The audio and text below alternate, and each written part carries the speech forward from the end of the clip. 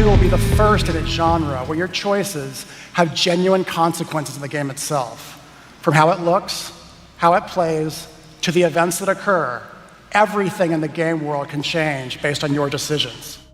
On June 10th, 2018, Dying Light 2 was announced during Xbox's E3 showcase, the sequel to a survival horror first-person zombie game that featured a heavy focus on parkour, which in of itself, at least in the eyes of some fans, was a spiritual successor to 2011's Dead Island, that too a zombie game developed by Techland. The original Dying Light, released back in 2015, was met to a mostly positive reception, with many just falling in love with the movement, atmosphere, and overall gameplay, while much of the criticism was given to the generic story and technical issues. Developer Techland clearly heard that criticism as they went out and brought in some narrative talent with the likes of Chris Avellone, a developer and writer best known for his work on Fallout New Vegas and Star Wars Knights of the Old Republic 2. Besides just Avellone, Techland also recruited some of the narrative writers on The Witcher 3 Wild Hunt, specifically those responsible for the critically acclaimed Bloody Baron questline. All of this a clear indication of the direction and evolution Techland wanted to bring to this series. Avellone introduced Dying Light 2 on the Xbox E3 stage in 2018, talking about how they were building a game with genuine choice and consequence. What accompanied that was him talking over a gameplay demonstration that presented just that, choices and consequences. It furthermore put a spotlight on this sequel taking place 15 years after the outbreak brought upon civilization's downfall, in which humanity is now barely hanging on, living in a modern dark age. Society has collapsed, zombies have risen, the remaining humans fight over precious resources such as water, and you the player must decide who gains control of that. All of this looked and sounded very ambitious. A year later, Techland would follow this big reveal presentation up with a full gameplay demonstration, one that was around 20 minutes long. It had one group desperately needing water negotiating with the group that had control over it. Again, the player is presented with choices of how to progress through the situation. You can stay and give aid to a wounded comrade or give chase to those that caused his fall. You can trust an opposing group's leader with turning the water back on, or simply attacking them, trusting those that you had sided with before. In this specific demo, the player's friend Frank dies as we hunted down those responsible, and when we come face to face with the renegade leader, we choose not to trust him,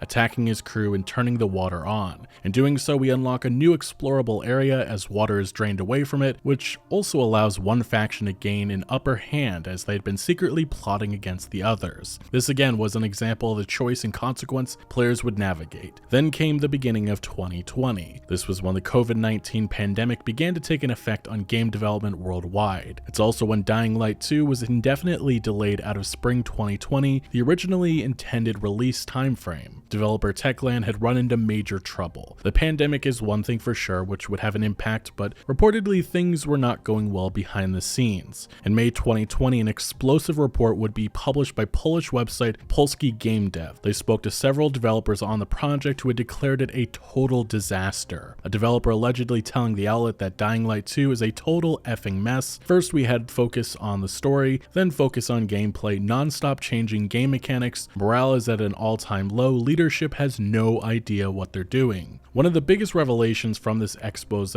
was the conflict happening between the two lead creatives on the project, writer Chris Avellone and creative director Adrian Kichuski. It was said that Avellone wanted to create more of a grand RPG similar to say Fallout, whereas Kichuski wanted to create something more in line with the original Dying Light, only bigger in scope. A Techland developer reportedly said that there was a big war over characters, factions, their motivations, and their character development, even how quests are going to look like. Now, because of this lack in direction, it was said that major parts of the game was constantly needing to be retooled, which had led to a stressful development that had hampered the game's progress significantly. Soon after this report began gaining traction, Techland did respond with a very PR-safe, non-denial statement. The mentioned article contains various opinions from both our employees and anonymous sources. Each opinion matters to us, so we are now carefully analyzing all the topics raised. When it comes to Dying Light 2, development is moving forward according to our internal schedule we revised at the beginning of the year. Only about a month later, Avellone would face multiple misconduct allegations stemming from his past, allegations that he has vehemently denied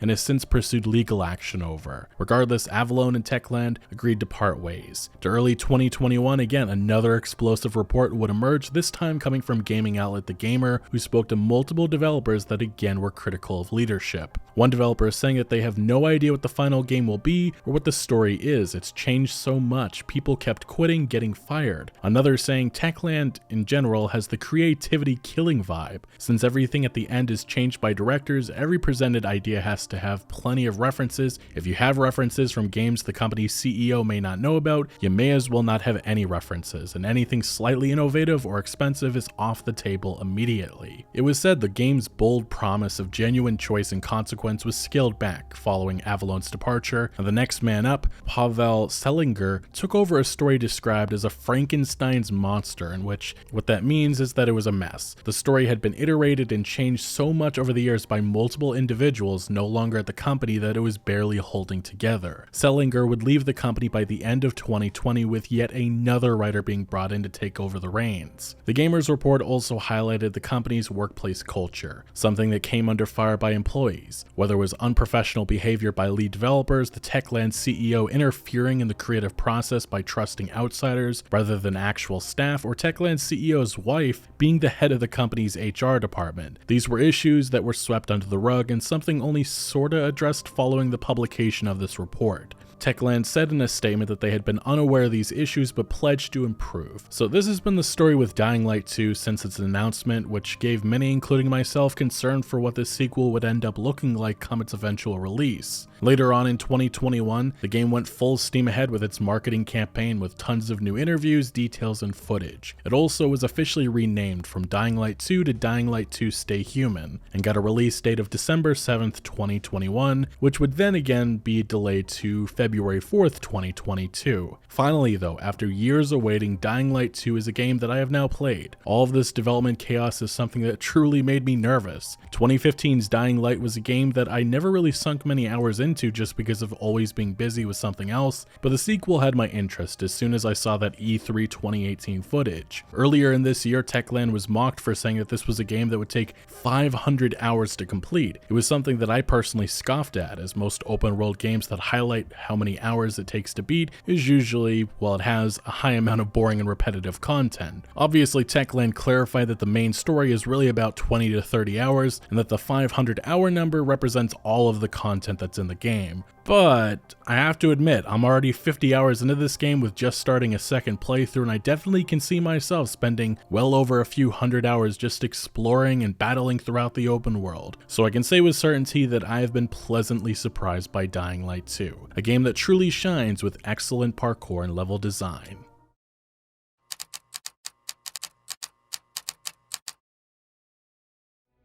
I think what's most surprising about Dying Light 2's movement and parkour is how Assassin's Creed did not evolve into this. I say that as a compliment to Dying Light 2, it's just pretty weird how exploration plays like a more natural evolution of those early AC games compared to whatever the recent entries are trying to be, but yeah, it's truly impressive the open world Techland has built and the satisfying feeling you get as you traverse around it. My entire time with this game was spent on PC, going with the recommended high quality settings using a 3080 Ti, and most of the time I enjoyed a smooth 60 frames per second experience on normal difficulty. I did play around with ray tracing and DLSS upscaling, but constantly had frame dips, but that could be attributed to having OBS and Google Chrome running with around 50 tabs open. Regardless, performance was not a problem at all, and I very much enjoyed running around the overgrown post-apocalyptic setting of this European-inspired city. Dying Light 2 has improved fidelity over its predecessor. That also may just be because of how much more colorful this world is versus Haran.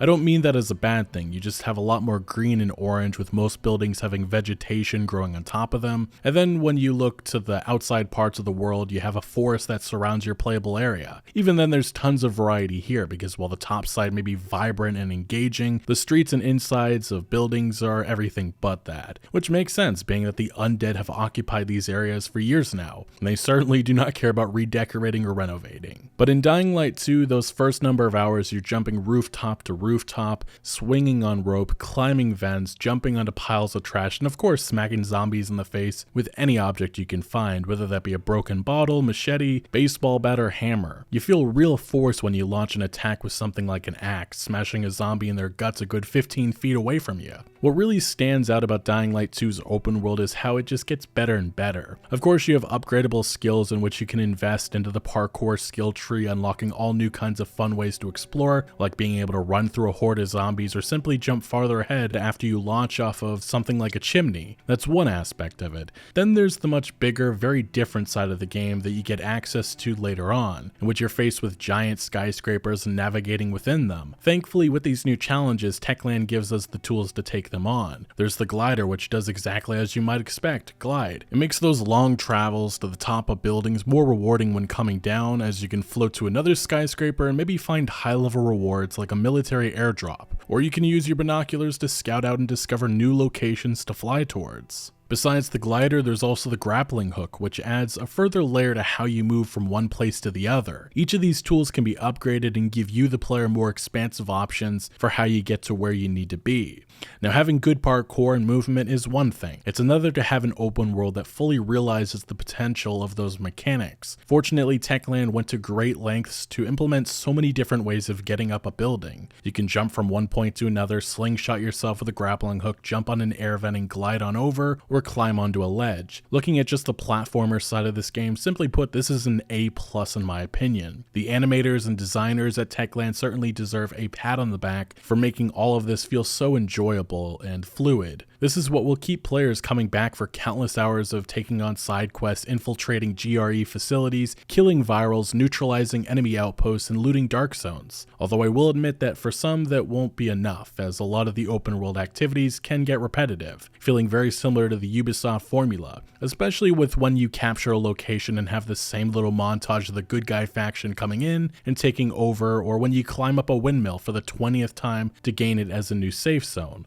Ultimately, one of the big driving forces of exploring dangerous parts of the world is the chance to find more inhibitors, which when you find 3 of them, you can level up either your stamina or health, which in turn unlocks new skills to be upgraded and improved immunity time for when you're in the darkness. And I will mention that stamina is a very key thing you need to get upgraded very early on, because you don't have much of it. See, like the first game, your player is infected, so during the day you can freely traverse the city, but at night, you have a limited amount of time before you need to be under a UV light, which restores your immunity. Now, if you don't get to a UV light or use a booster in time when your immunity runs out, you will turn and you're dead. Dying Light 2 does a great job with this tension. During the day, you might have the freedom of not worrying about zombies attacking you in the sunlight, but at night, there are howlers everywhere. Zombies that if you get too close to, they will alert all of the other ones and they will chase you until you're dead, or if you make it to a UV light, in which they back off. The longer you're running about during these chases, the more the danger increases. Even the music impressively tenses up during these situations, making you feel that anxiety to get to a safe zone. At first, you'll have zombies literally throwing themselves out of windows at you, following you every step to kill you. And if you survive past that, the chase meter does increase, and eventually, worse enemies will appear, such as the dreaded volatiles. This is all a part of the risk and reward design given to Dying Light 2's day-night cycle. During the day, exploring a dark zone is not recommended, as all of the most difficult enemies are hiding about in the darkness. I tried this a few times, and either my stealth skills suck, or I just couldn't handle the power of 12 virals all jumping at me at once. With there being almost no firearms in this game, it requires you playing with a bit more strategy and maybe creativity, which indeed adds to the tension of these encounters. Now, while these areas during the day may be a no-go, at night it's a much easier mission. It's the logical time to try and infiltrate that location, as most of the zombies are running about onto the streets, with much of the game's crafting requiring uncommon and rare zombie trophies, which you can only loot off of the bodies of the more difficult infected. This again puts an emphasis on you, the player, being incentivized to go out at night and face the horrors of the undead.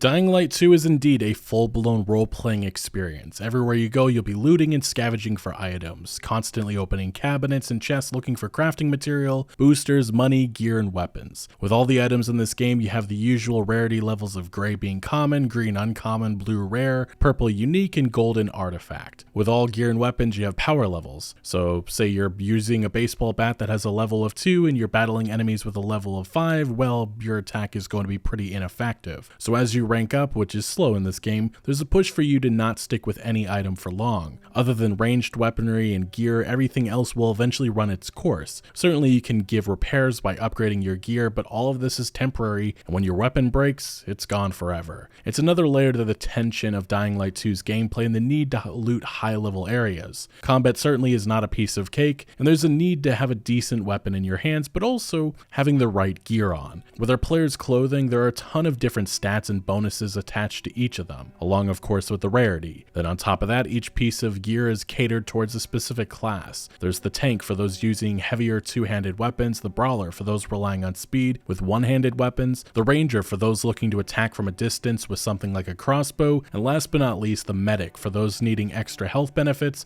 and using parkour to attack. Now, you can mismatch and use all of this gear to your liking, but as you might expect, catering a build to a certain style will be more impactful. Personally myself, much of Dying Light 2 I built my character as a brawler, which allowed me to slice through the infected fairly easy. Overall, combat as a whole is very much pretty solid. I don't love it, but I also don't hate it. Many times when I was surrounded by a group of bandits or went toe-to-toe with a giant slow-walking infected enemy like the Demolisher, things would not go smoothly. It felt like some of the hits were hitting when they shouldn't. I suppose I would say it's a bit clunky at times. This might just be attributed to the fact that this is a first-person melee-focused game in which you have to deal with not having a full view of your surroundings and whether one enemy is attacking you from behind and another is giving it to you in the front, pun not intended. So especially against group of bandits, these encounters can be a bit of a challenge, more so when they are higher level than you. It requires you to be cautious and also invest in the combat skill tree in which you unlock tons of different attacks and moves, whether that be blocking arrows being shot at you or a powerful 360-degree melee attack that can strike multiple enemies at once, or slowing down time when you dodge an attack or running and jumping and then kicking an enemy in their teeth, which to be honest is my favorite attack move of them all. But you the player, when surrounded, have to block at the right time, or when a heavy attack is coming,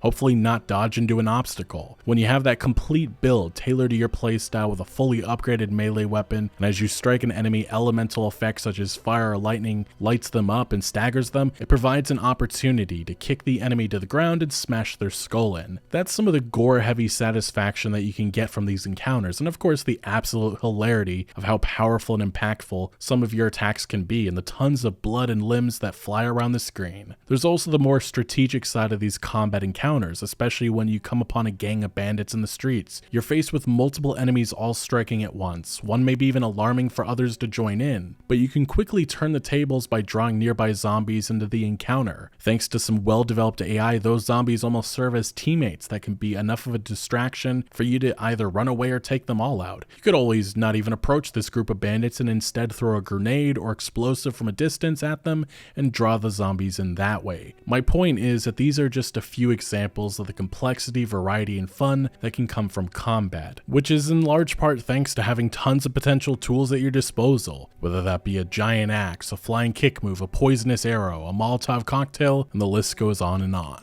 For the last couple of years, one of the big marketing promises with Dying Light 2 was choice and consequence. In the final product, you can clearly see that things have been completely changed from what the E3 2018 and 2019 footage showcase. The story has most of the same beats but has been completely reworked, and while there are choices that impact the narrative, it's not as drastic as it was originally intended. That vision likely departed when Chris Avellone parted ways with Techland. Avellone even himself has made clear that this story is not his, and that's kind of unfortunate. Still though, Dying Light 2 definitely includes choices that have a major impact on the story's events. In the early hours, you're presented with siding with one faction versus the other. Doing so takes you down similar but different enough narrative paths that do eventually meet up, but how you get there and the characters that are dead or alive can change. With there not being a manual save option, which feels strangely absent in a game so focused on story and choice, it requires you to completely replay from the start to see how different of a choice you could have made. The overall writing in this sequel is an improvement over its predecessor, although that may not be saying much because it still is pretty underwhelming. Regardless, Dying Light 2 tells a personal 25-hour story of our protagonist Aiden, as he searches for something from his past but quickly is thrown into the local conflicts in which he only has the power to shape what tomorrow will look like. I won't really touch on spoilers as it's not necessary to explain my thoughts on the story of Dying Light 2. It's a good time.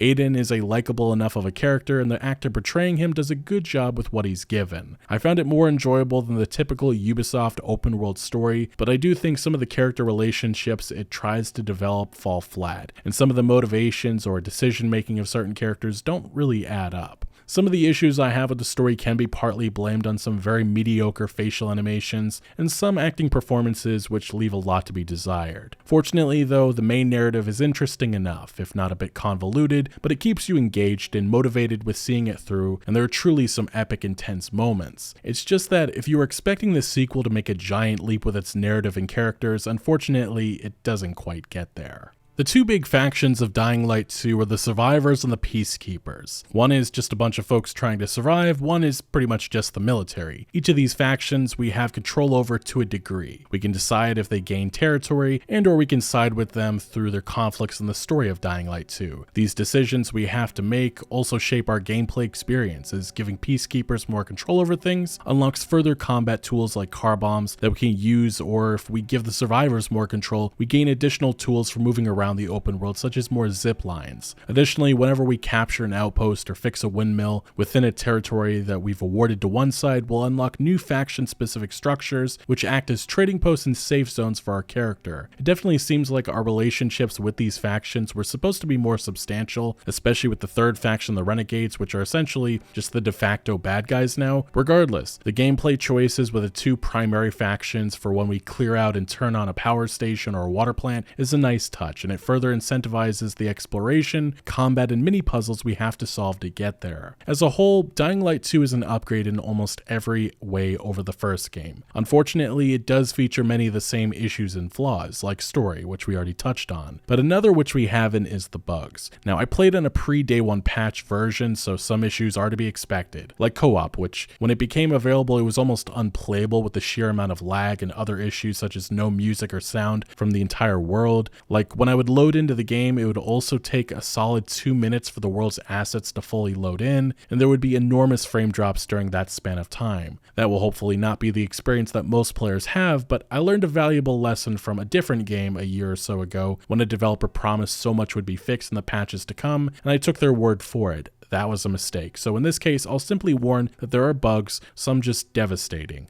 The most unfortunate ones that I ran into came within the story missions. I had one epic chase scene ruined by being stuck in water and being unable to climb out. I had a zombie stuck in a wall in which I couldn't progress without killing them. Whenever I was just about to flip a switch to finish restoring electricity to a power station or get a water plant running, the game's FPS would plummet from about 60 to about 15. It was only in those moments and immediately went back to a smooth 60 afterwards. An early quest needed me to meet characters in the bazaar, but after you met them, the quest would not complete. It was unclear at that moment how to progress. I honestly spent a good hour thinking there was a character that I just could not find. I eventually realized I had to complete their side missions to move forward in the main quest. The worst though by far came at the very end. The second to last cutscene was completely bugged. An emotional scene was ruined because all the characters were just standing and not moving at all. Some of them were supposed to be sitting or in other positions, but instead they were stuck out of camera with random objects just floating around. Within the scene, I also had a character that was supposed to be over radio standing about 20 feet in front of me. Then the very final cutscene of the game got stuck in a black screen for about 10 minutes, in which then I restarted the game, and fortunately this time the black screen progressed after waiting about 5 minutes. This put a real damper in my experience, and this is something I shared with Techland, something that they said they were looking into. With most other games, I would simply load up my last save, but again, there isn't that option available in Dying Light 2. What happened, and that's final. The only way I can revisit that scene is by replaying the game and making the same decisions. So while my time with Dying Light 2's main story ended on a very sour note,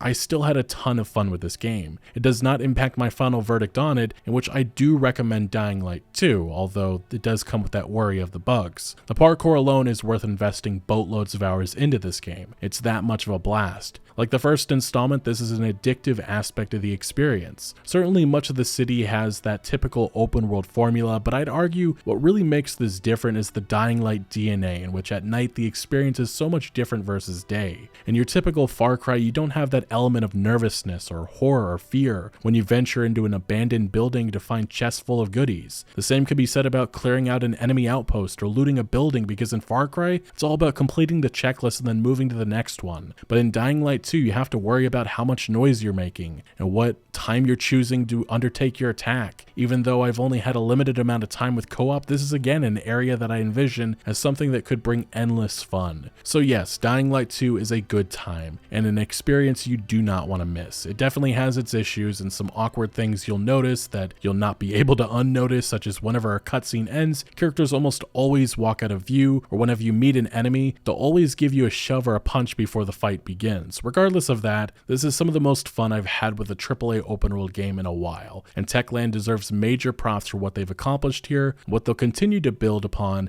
in the years to come.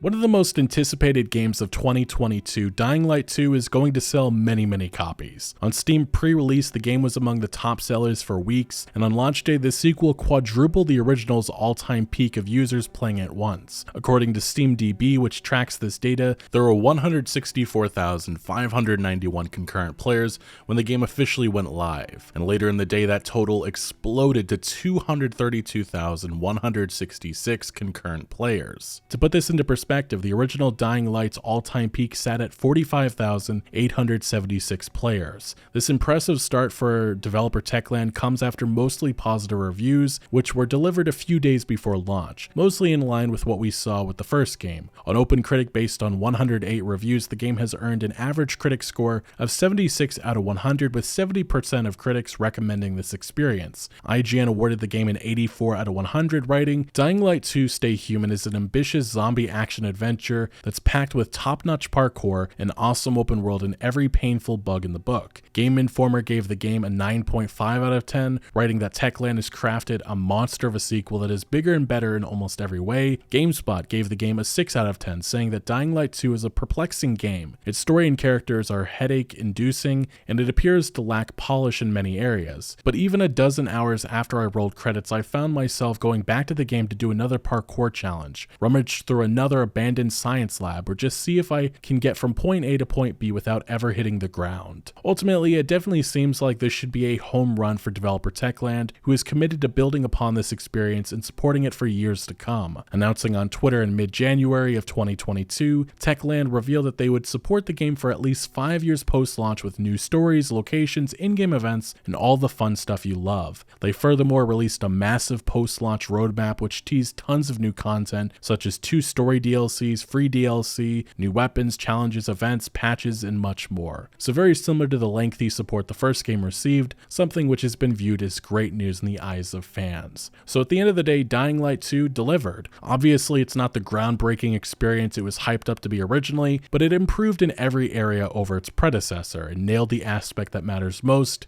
being fun. With its long and chaotic development, I was very nervous about this title before release. It was pleasantly surprised after spending somewhere around 50 hours within it. This is a game I will continue to explore and play around with for years to come, and I imagine that will be the case for many new and returning players of this franchise. Anyway, have you had an opportunity to play Dying Light 2? And if so, what do you make of this survival horror zombie open world game? Let me know your thoughts down in the comment section below, but thank you for watching. Make sure to leave a like if you did enjoy this video, or if you found any informative value, and make sure to follow my other social media accounts for updates on new videos. Links are always down in the description below. I'm most active on Twitter, giving opinions on news that I do not always get into video form, so do make sure to follow me over there. Also check out my Discord for all sorts of discussion on games, and again, thank you for joining. Consider subscribing for more videos like this, and I'll see you later.